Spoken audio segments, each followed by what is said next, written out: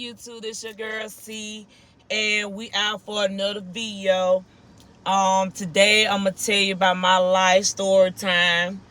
So y'all just go ahead and hit like, comment, subscribe, hit that bell, share. I'm gonna tell you why I left my first husband. Okay, so me and my husband, we've been together like on off 4 years. Ex-husband, 4 years. I knew what type of person he was. I was just, we was friends at first and we was kicking it and all that. But all of a sudden, he just had a little dark side of him. But I tried to work things out. I was the type of person that was the peacemaker. And I knew he was talking to his female. What? Bro, what are you talking about, man? All of a sudden, he just kept on lying and doing this and doing that. But most part, what fell in love was he loved my kids. He loved my kids. He loved to do everything about my kids and stuff. So I was just gravy with it. Like, I was happy, I was like feeling it. We had like brutality fights and stuff. But that's type of person I was. I was very tomboyish. I ain't finna let no nigga take nothing from me. I ain't finna let no nigga do anything to me. So one day, I moved out. He helped me move and stuff. I moved across the highway and stuff. So everything was all good and stuff. He just kept on, coming over, chilling and stuff. So I just said, fuck it, he kept on lying and he just kept on lying at the same time. So I was like, you know what, fuck it, I don't want to fuck with you no more. So he came knock on my door. He was like, I want to, work something out with you. I said, okay, cool. What about the girl across the highway? He was like, we ain't working out, all good. So I let him move in. So when I let him move in, he asked me to marry him. So I said, okay, cool. I got married in March 2016. I don't even know the date because that's how long it's been. But I got married in March 2016. Everything was all good. We was trying to do a lot of things, I was just taking care of him and stuff like that. And I noticed he was kept on hiding shit from me, just hiding stuff from me. And we went to Atlanta. I met his family and everything was all good. My kids, we was just doing good. But my family, they didn't too much care for him because it was just so much was going on by him that nobody didn't trust or something by him. So my granddad told me that when we was at church, we went to church together. And it's a family church, and I went there when I was little. And I introduced him to my family and stuff, everybody in church. So my granddad was telling me, your husband was smoking crack. I know you fucking lying, bitch.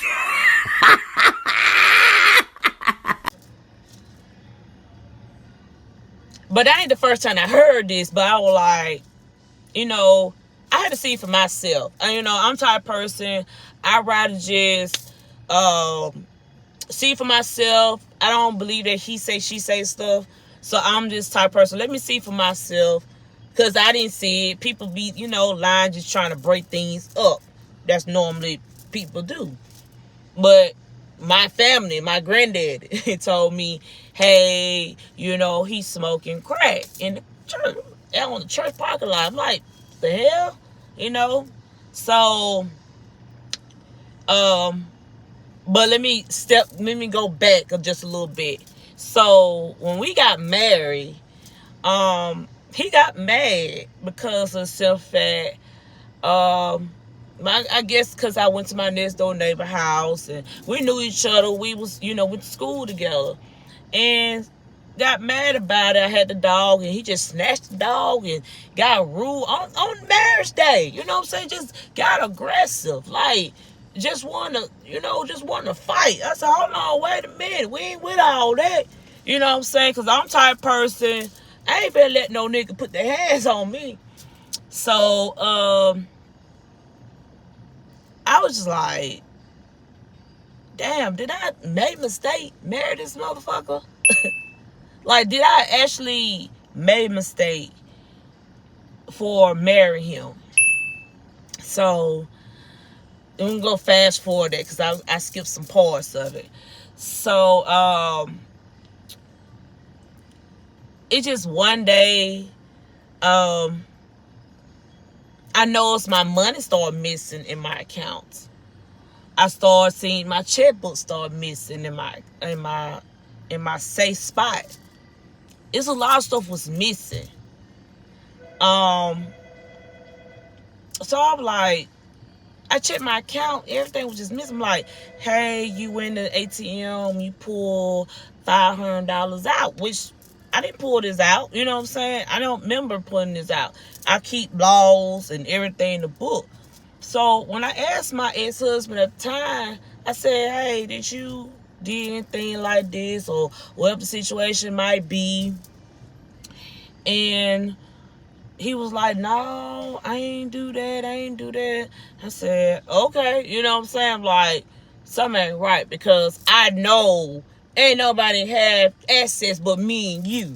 So I know I ain't do that. So, I started seeing checkbooks, everything in the book. He started getting aggressive towards my kids. He wanted to do a whole bunch of stuff, and I wasn't playing that. I said, hold on, wait a minute. You're not going to do that. You're not going to mistreat my kids. You're not going to do all that stuff. I don't play that. So, I had told him that I'm not dealing with this. I'm not dealing with this. You're going to come down and tell me the truth or whatever. So, I think like 2 or 3 days later, he got so aggressive, he wanted to fight. He wanted to fight and stuff. And I'm the type of person, I'm gonna put these blows on you. I'm gonna do the do on you. You know what I'm saying? So, I called police. And when I called police, come to find out they went in his pocket. They tried to lock me up for domestic violence. But I said, no, you're not going to lock me up for something he did. I said, look in his pocket or something. Just try to see if he had something on him. Come to find out he was smoking crack. I said, oh my God. He was smoking crack for real. So, I was done with it. I was cutthroat. It was too much. It was going on. And he knocked on the door probably like a week or two later, asking he want to come back in and stuff like that so we could work things out. And that's me being a wife at the time. I said I'll try to get some help for him. You trying to do like rehab and trying to get him some help because that's still my husband at the time. So one night I woke up. It was kind of crazy. Like, you could feel somebody's there and you could feel somebody's not there next to you. Well, I didn't feel him next to me.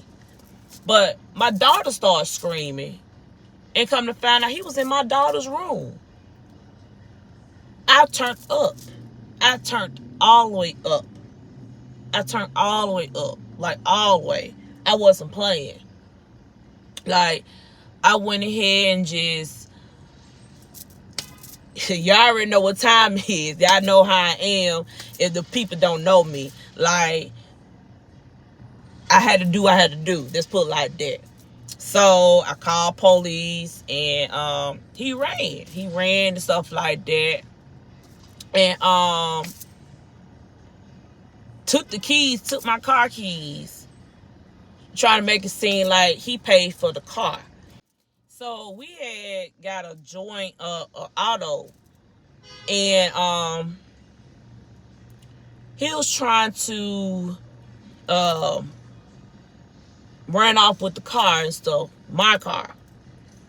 So I asked him, I called him, where my mother car, where my car at, blah, blah, blah. Called police. Police was right there, blah, blah, blah. We was looking for him. So, come find out, I said about 2 days later, he came back. Bold as hell. Decided to give me the car and all that. I already put his stuff outside over there in his little friend, little house and stuff like that. I was done with it after that. I was done with it. And he was like, well, I just feel like that I was just trying to give her a hug and stuff in the middle of the night. But Don't do it. Don't do it. not no 2 or 3 o'clock in the morning. No, she sleep. So why you want to do that? So I called police again, found that he came back around. But this time he just, the police didn't want to do nothing about it. They said about us being married and stuff like that. We had to stay together. I told the police everything was going on. I had paperwork, what was going on. I had so much was going on. Like, I had proof or documents. So, you know how Birmingham, Alabama police officers, they racist. So a white guy came to the house. He told he was going to lock both of us up. Even though I had proof for everything. Domestic violence, all that. So, I just went ahead and just prayed about it. Prayed about it. He finally left this time. And, and I was done with it. But I had found out a lot of stuff that he was cheating on me. He was doing drugs. He was alcoholic. He was just a whole bunch of stuff was going on. All in 1.5 months of our marriage. So, I went ahead and filed for divorce. And he found out about it. He was upset. He was like, so you gonna file divorce on me and stuff like that? I said, yeah. I said, because I shouldn't have to go through that. This is my first marriage. I want to be happy. I want to be happy. But things didn't go too well. So while he was cheating on me, he went back with the girl, crossed the highway, and found out they was pregnant. And, she had a baby on the way by him. Told me that's why you can't make no baby and all this. Just throwing hearts and stuff like that. Hurtful things. So, I got tired of dating a man, so I transitioned to a stud. So, I told him about it when we talked about it a long time ago. If I decide to leave you, I'm going to turn to a stud anyway. So, he was like, okay, cool. So he already know what time it was. So, I transitioned to who I am now. And, I filed for, I was happy. I was filing for divorce and everything. I was doing good. I was happy. I was partying. I was doing a lot of things. I say around July, I was at my granddaddy's house. He came over and talking mess about my granddaddy. He was living at the time. Talking mess about my granddad and me and all that. We called police. Guess who they put to jail? Me. Because they said I had hit him, which I did. And my granddaddy pulled a gun out on him. Because I felt like you trying to trespass. Other words I'm saying. So I went to jail because of that. It was a lot of guys, police officers, Birmingham, didn't want to listen to what I had to say. So they locked me up. My family, everybody was like upset. He was trying to take the car. He was trying to take everything I had. Took my house keys, went in my house, and stole my son's, at the time it was Xbox. Went in the house and nail painted the marriage license. Just tore my whole house up while I was in jail.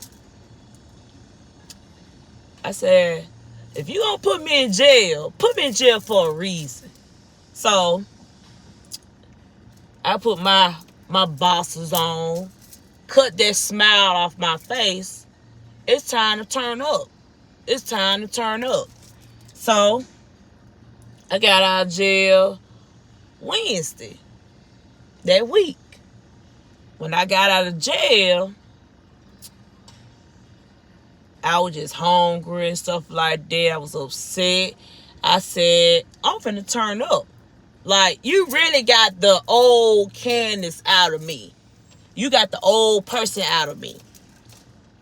So, now, Thursday came around. I filed for a restraining order. So, I seen him at the courthouse. And I said, he was talking crazy. Talking about your stupid ass, blah, blah, blah, blah, blah. You ain't gonna do nothing. I said, oh, I ain't gonna do nothing. I see him in the car talking all noise. I said, so you gonna put me in jail over at my granddaddy's house? Or something I ain't do? But you wanna do it? I'm finna really go back to jail now. Pop, pop, pop, pop, pop. All in the front seat while he's with this girl. The girl ain't do nothing. I was like, pop, pop, pop. I'm gonna put you in jail for a reason. That's going at him. Drag him. I drag him out the car like a nigga in the street. Like, you really don't know who I really am. Like, you had the old wife came that you married, but I'm that nigga. Period. I'm that person. So, guess what? I went back to jail again. I gave you a reason to put me back in jail. Don't put me in jail for no humble. I'm going to go to jail for a reason. So I did. I got out the next day. I had some money in my pocket, whatever. After that, it was done with it. It was done. I moved on. I had found me a little girl, you know, my baby mama. I called my baby mama. And, you know, we was kicking it. You know, we was doing all that. She was there and all when I needed her and stuff. But, after that, I filed for divorce. The divorce was finalized in December the 12th of 2016. I filed, you know, it was finalized. Everything was finalized. I went ahead and finally seen him over there where I used to stay at. Get out the car, because I was driving. I was driving the car. And I also had a new car on top of that was in the yard. So I went ahead and gave him the paperwork. Walk up. I was dressing like I had my hat on. I had everything on. I was just rocking. I was looking, you know, sassy that day. And I had my little boo in the car at the time. So I gave him that paperwork. You have a nice life. You're going to have to pay for that court fee. I'm good. You know what I'm saying? So I was living my life. He begged me to get back with him. He begged me. He said, I'm sorry. I shouldn't did this. No. I don't rock like that. I don't rock like that. Because one thing about me, I'm going to be faithful to you. I'm gonna type of person. I'm gonna have your back. I'm gonna do everything I could for you. But when you do that to me, they ain't gonna rock like that. So I just told him no. Until this, so around last year, because I haven't heard from him in so many years, he hit me up on Facebook Messenger, and asked me, how you doing? I see you moved to Texas, and I see you doing good.